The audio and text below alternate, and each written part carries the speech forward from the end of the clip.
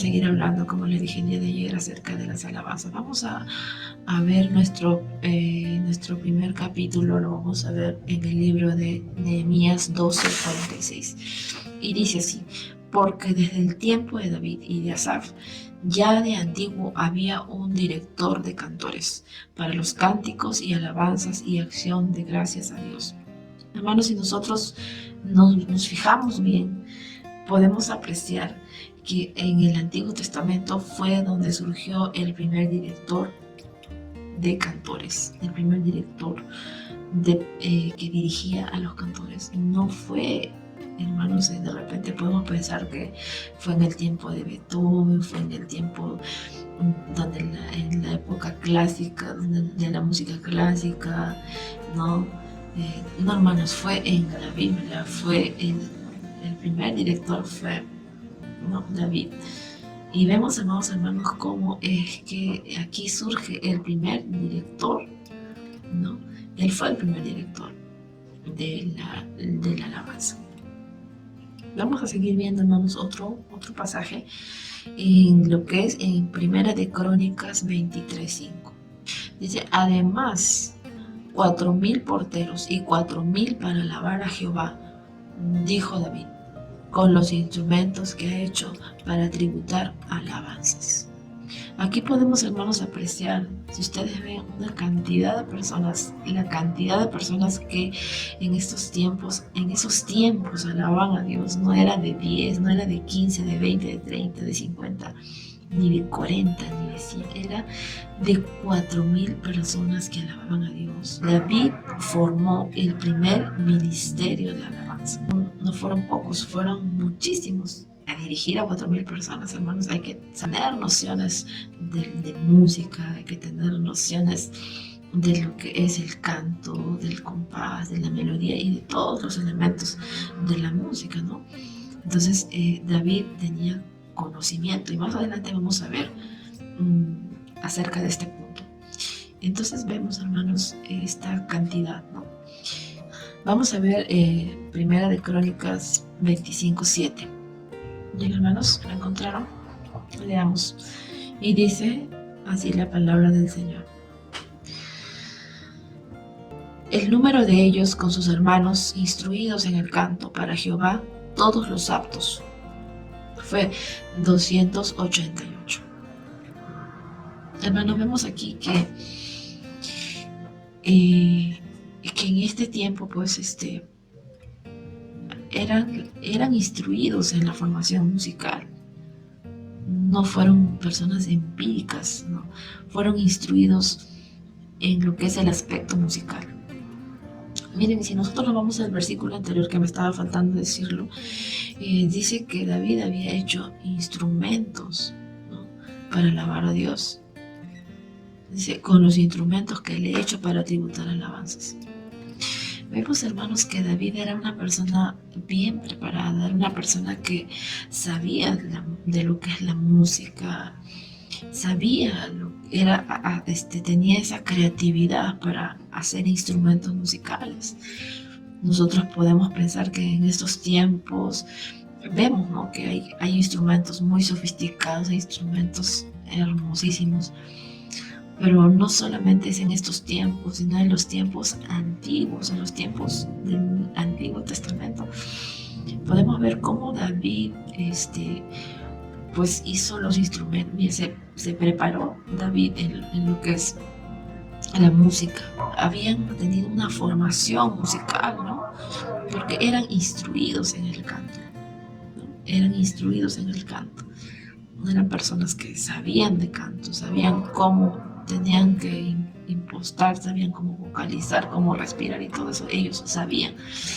Pero ahora esto fue porque ellos querían hacerlo de una manera. Vemos que David, hermanos, si nosotros vemos la historia de David, vemos que David, si nos remontamos a cuando era más joven, él era una persona que se identificaba con Dios. Era celoso en las cosas de Dios, era celoso con el pueblo de Dios. Amaba las cosas de Dios, luchaba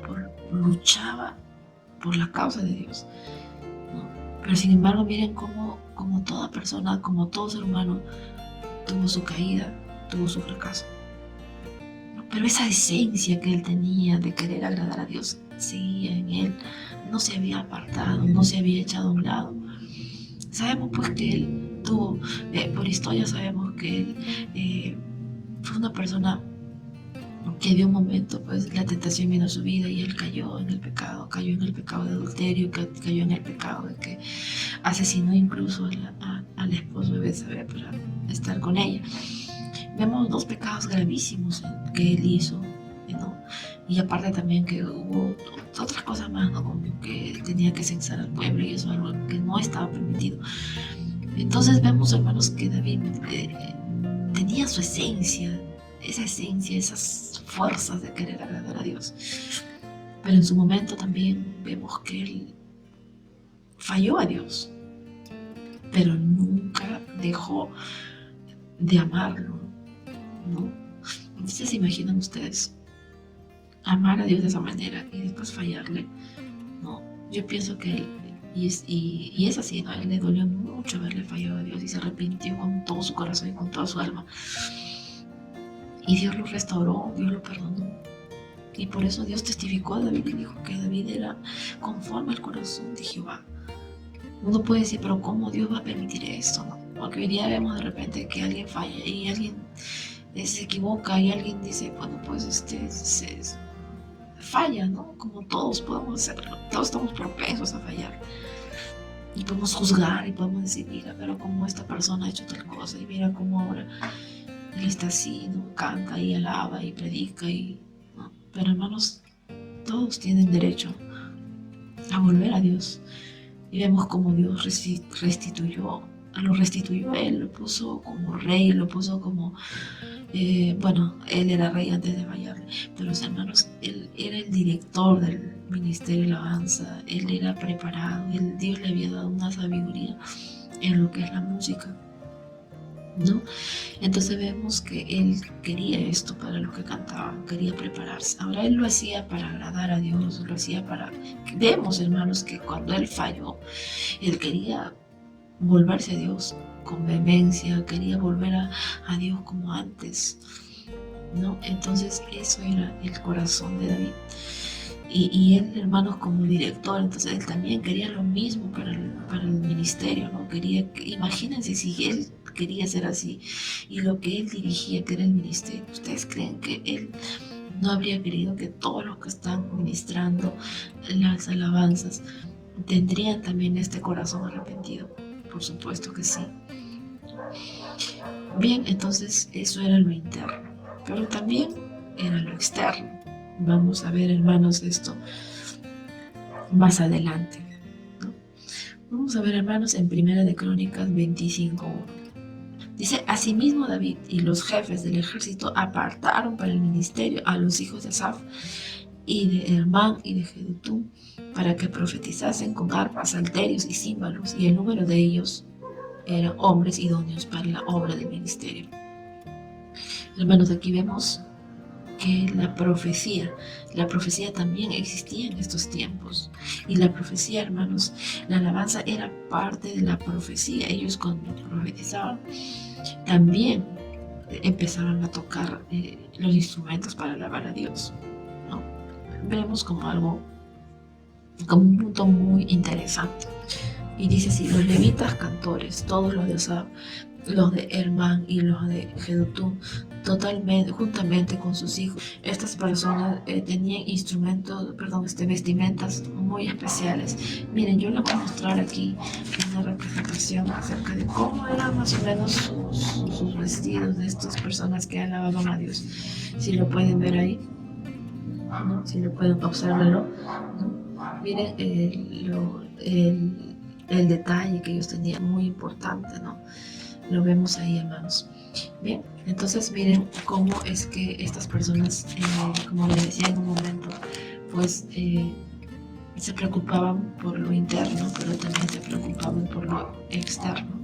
Es decir, si nosotros hacemos un resumen de todo ello, podemos ver que se preparaban académicamente y espiritualmente también se limpiaban su corazón y también era el externo, ¿no? Porque le daban gran importancia al canto, el canto, las alabanzas, los instrumentos.